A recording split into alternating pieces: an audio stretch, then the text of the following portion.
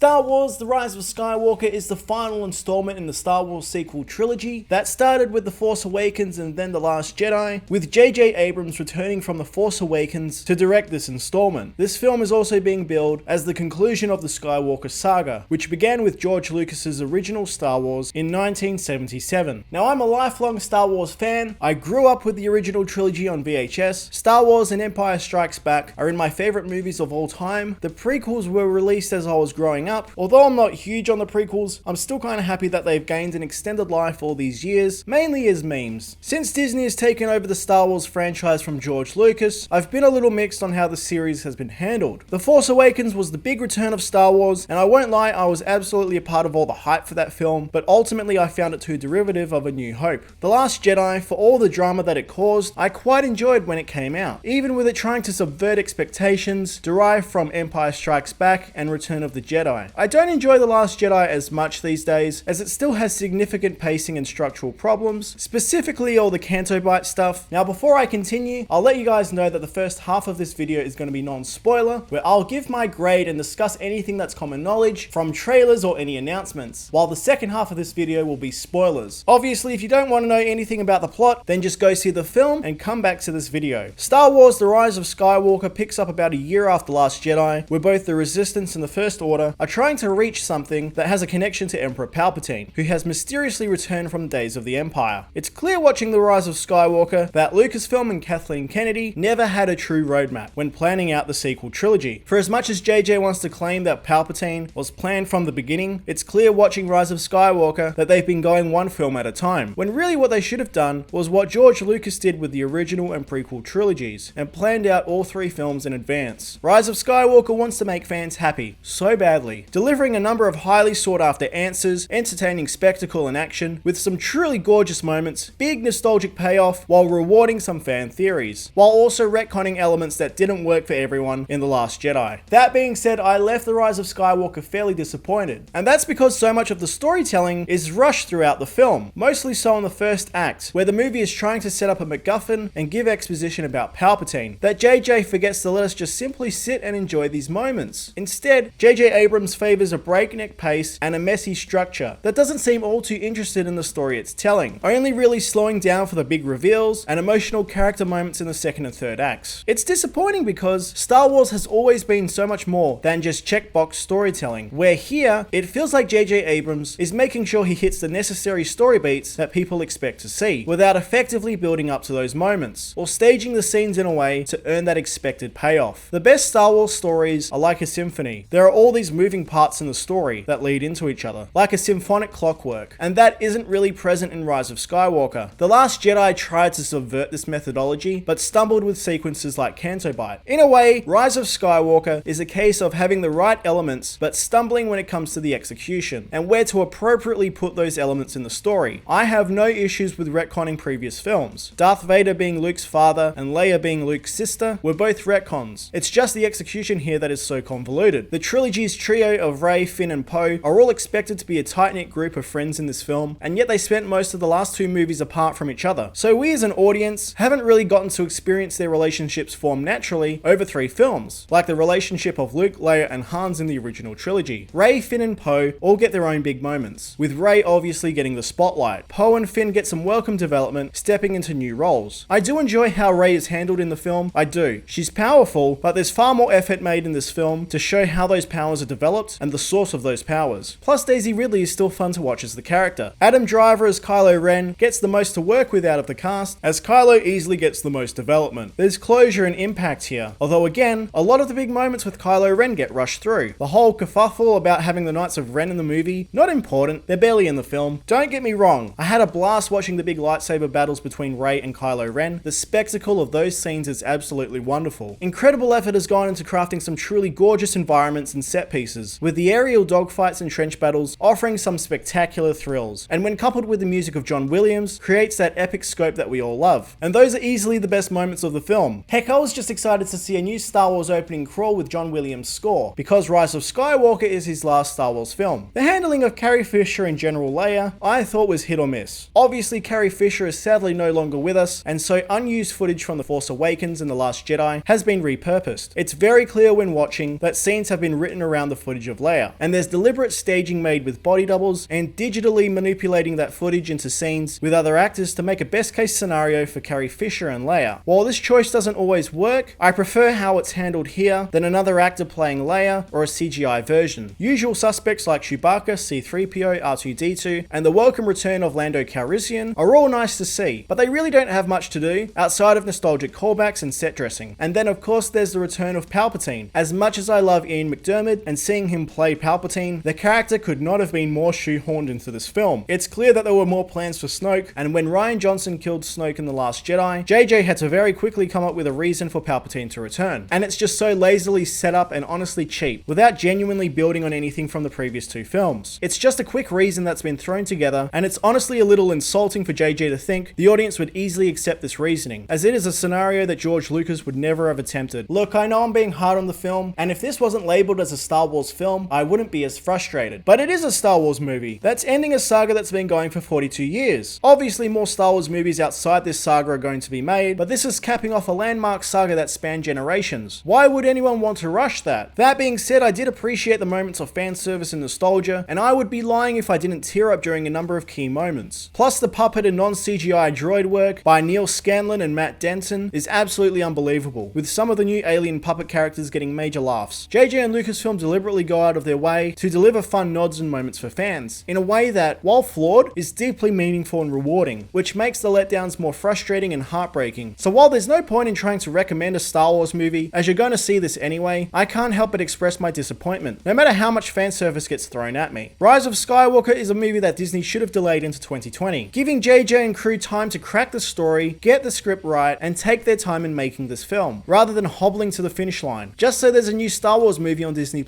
At this point, I just want Disney to take a step away from Star Wars for a while. The franchise needs a break. This isn't Marvel. I'd be shocked if a change in leadership at Lucasfilm doesn't occur after this film, which honestly, some fresh leadership under someone like Jon Favreau or Dave Filoni might be the best thing that this franchise needs, as I'm just more than ready at this point to move on from Disney's sequel trilogy. Star Wars The Rise of Skywalker gets a 6 out of 10 from me. Okay guys, spoilers are about to start, so if you've stuck around till now, you've seen the film or you don't care about it being spoiled for you, Rise of Skywalker answers a lot of questions and is packed with big reveals. Kylo Ren is redeemed as Ben Solo, briefly fulfilling the Reylo fan theory and bringing back Harrison Ford for a cameo as Han Solo. Leia dies saving her son, Chewbacca finally gets his medal, Rey's parentage, and of course Rey finally taking the Skywalker name. Because surprise surprise, she's actually the granddaughter of Emperor Palpatine, and while her parents were nobodies, like we learned in The Last Jedi, they just happened to be related to the Emperor and died trying to protect her. The whole movie is about Rey trying to find her identity and purpose, just eventually coming face to face with her deformed, zombified evil grandfather. What's worse is Palpatine's whole plan in the film, where he wants Rey to kill him so that he will be reborn through her. Thing is, a lot of this is told to Rey by other characters, or in visions rather than her discovering these things on her own. Except the thing is, there's no real character-driven conflicts between Rey and Palpatine. They don't know each other. Oh, and by the way, Snoke was just a clone of Palpatine this whole time. Palpatine is just such a video game villain in this movie. A far cry from the calculating politician from the prequels, using other people's energy to regenerate and become stronger. It feels like JJ just plucked him from a game like Metal Gear Solid. Don't get me wrong, the showdown between Rey, the redeemed Ben Solo, and Palpatine is visually impressive and exciting, but there's no emotional weight, because Palpatine has never had a presence in the other sequel trilogy films. Sure, he may have been pulling the strings, but we never saw that. The prequels had Palpatine pulling the strings behind the backs of the Jedi, but the audience still got to see how he did that. Many of the reveals that we get in Rise of Skywalker are based on theories that fans had some idea about. The Ben Solo redemption arc was appreciated but expected. It's the best character arc in the movie, no doubt, but it's also rushed. The start of the movie, he's supreme leader of the First Order, and then very quickly, after a couple of fights with Rey, he's Rey's love interest and best pal. And then you have things like Finn wanting to confess something to Rey, which gets completely forgotten about with that plot point unresolved. Poor Domhnall Gleeson as well. I'm sure he thought General Hux was initially going to be some big dramatic character, but to double down on the character as the butt of a joke is both hilarious and a little sad. I do love how Richard E. Grant takes him out though. The use of Leia and Carrie Fisher didn't sit right with me either. When JJ had announced that Carrie would be back for the film, he said it would be just actual footage of her, no CGI involved. Except CGI was involved in creating digitally de-aged versions of herself and Mark Hamill in a flashback. Yeah, it's better than the CG Leia that we saw in Rogue One, but it's still clearly a digital version of Leia that JJ managed to sweep under the rug. It's just a bit dishonest, particularly as that scene did not need to be in the film. It's not footage from the original trilogy, so there's no authentic, emotional connection to it. It's manufactured nostalgia. I know this is essentially a big rant, so I do apologize, I just had to get this all out. I've been a Star Wars fan all my life, and Rise of Skywalker just left me a bit heartbroken. There are so many elements in Rise of Skywalker that I love. The movie ending the saga on the two setting suns on Tatooine is absolutely perfect. Yes, you can have fun with the movie, absolutely. It's just that these elements haven't been utilized as well as they could have. Because right now, I'm ready to be done with the Star Wars franchise and just move on. There were reports earlier in the year that the movie was closer to 3 hours, rather than the 2.5 that it is at the moment. If there was ever a Star Wars movie that could use a special edition, this is the one. Look, my opinion might change over rewatches. That's a common thing that happens with Star Wars films. Opinions change over time. But right now, I just can't help but be disappointed in Rise of Skywalker. Thanks for listening to me rant, guys. If you want to see more reviews just like this one, stay right here for your mono fix. Bye, guys.